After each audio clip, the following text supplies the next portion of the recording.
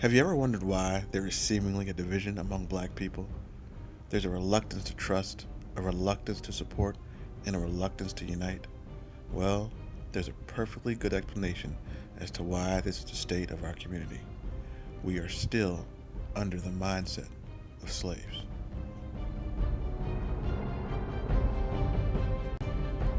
In 1712, Willie Lynch, a slave owner from the West Indies, was invited to the American South to teach slave owners how to make a slave. He guaranteed to slave owners if his methods were implemented, the black slave population in America would be controlled as slaves for at least 300 years.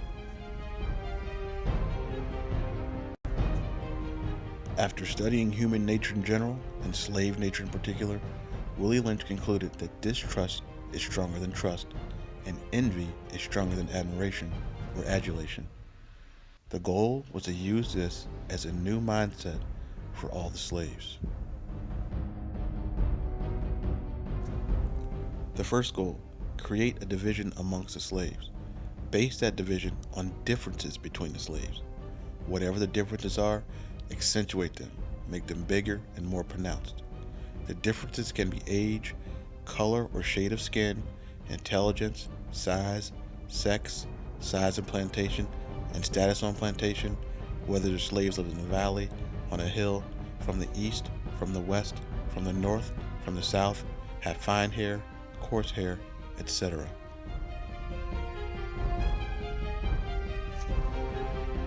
Secondly, after the differences have been accentuated, pit the slaves against each other.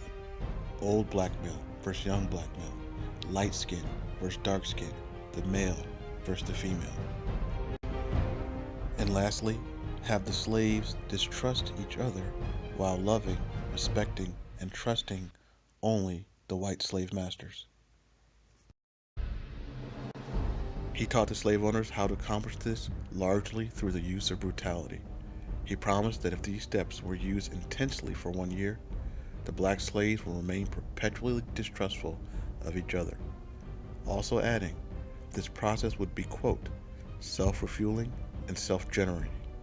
In other words, we as black people, long after these methods were instilled in our psyche, will begin to continue to teach these methods amongst each other.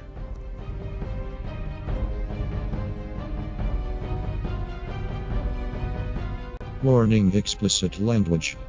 We do the beauty pageant, Yeah, please. let's get going. I got new windows in my house yesterday. It's popping them out. Italian, white man. What kind of windows? Pop, pop, pop. What kind of windows? Pop, pop, pop, pop. What kind of windows are you? So, What kind of windows? black dude got out the truck. I said, where he going? Oh, he don't work with us. Oh, Are they Anderson windows? I mean, the white people came to put in new windows at your house, Yeah. and everyone thought you were there as a worker. No, And all of a sudden, they realized. no. A black dude got out of his truck. And I said, where is he going? I see. You weren't interested in that. No, I didn't want him working on my house.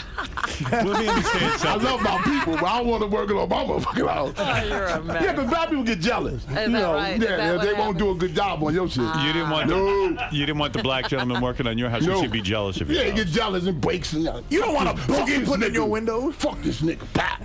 I know how we think. What kind of windows did you get?